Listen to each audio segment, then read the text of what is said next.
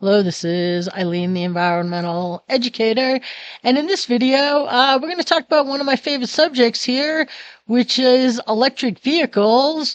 And here's a new headline by Breitbart. It says there's a study that says the amount of copper needed for electric vehicles is impossible for mining companies to produce. And this right here is a May 27th, 2024 article.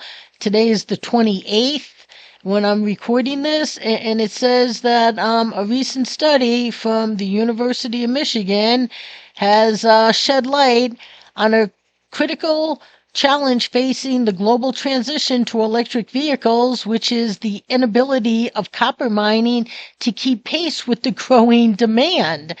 And so Engineering and Technology reports that copper is a crucial component and electricity generation, distribution, and storage is fundamental to the successful implementation of policies aimed at promoting the adoption of EVs.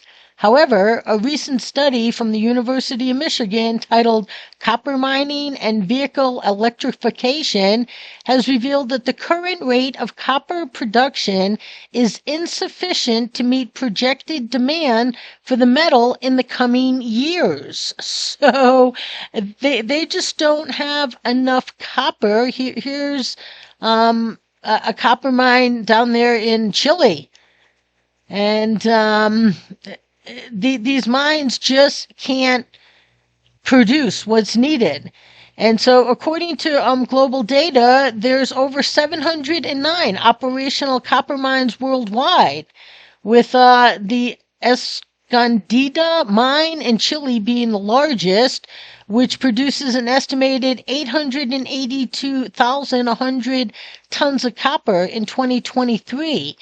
But despite this seemingly huge output, the rapid pace of electrification globally is outstripping the mining industry's ability to keep up. In fact, the authors state that they show in the paper that the amount of copper needed is essentially impossible for mining companies to produce.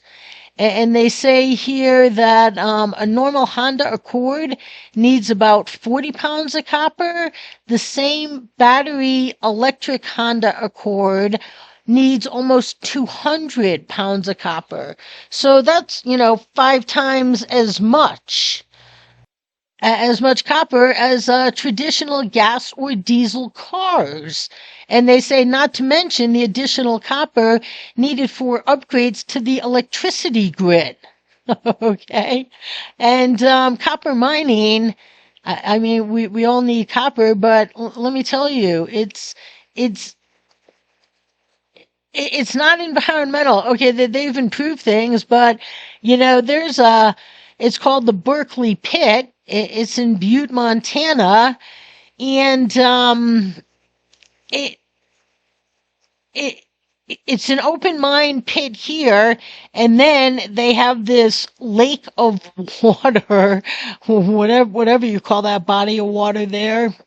But it's also a part of the largest Superfund complexes in the United States. So, I mean, it's pretty funny because I did a video about it. It's also a tourist attraction right here. Touristadvisor.com, the Berkeley Pit. This is a vast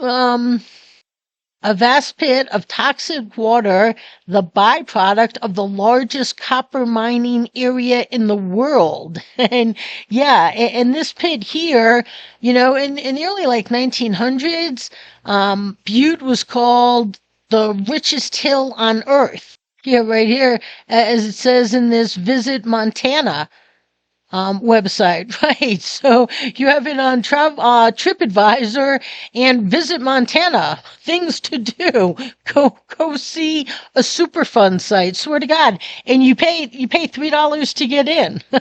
Okay, I mean it's funny, but it's not funny. But yeah, copper mining has a lot of risk to it too. Okay, like everything, but you're dealing with a lot of things like copper, arsenic, cadmium, zinc, sulfuric acid, that they all leach from the rock. So, yeah, mining copper has its own set of problems associated with it. And now, on top of everything else we need for electric vehicles, we need more copper that, according to these people, it is impossible for mining companies to produce. It says here that between now and 2050, which is what, 20, 25, 26 years, the world will need to mine 115% more copper than has been mined in all of human history up until 2018. And that is just to meet current copper needs without considering the green energy transition. And they say to meet the copper demands of electrifying the global vehicle fleet, as many as 6 new large copper mines must be brought online annually over the next several decades, with about 40% of the production from these new mines being required for EV-related grid upgrades. Okay, and they're trying to tell you electric vehicles are good. Okay, and then we got this Professor Simon who says that we know, for example, that a Toyota Prius actually has a slightly better impact on climate than a Tesla. Instead of producing 20 million EVs in the US and globally 100 million battery EVs each year, would it be more feasible to focus on building 20 million more hybrid vehicles? Um, yeah, so, because they say, focusing on manufacturing hybrid vehicles might be a more feasible approach. Oh, well, that's interesting because, that guy is just thinking in terms of all the yapping today and what's been going on today. But if you want to actually talk solutions, what no one will allow, which is hemp. Okay, which, they don't even throw out there because no one's talking about it. No one's bringing actual real solutions to the table. Well, I do. I bring them to the table, but no one will allow them. So right here, just another problem with ridiculous EVs. They are not an environmental solution. Copper mining has huge negative impacts. Okay, it's something that, like, maybe like they say, like emissions, we need to reduce our use of. Yeah, maybe we shouldn't be looking to increase it just so that we can pretend we're green by running electric vehicles off of a fossil fuel powered electric grid. Okay, people, electric vehicles are absurd, and this is just one more reason for that. Stay tuned.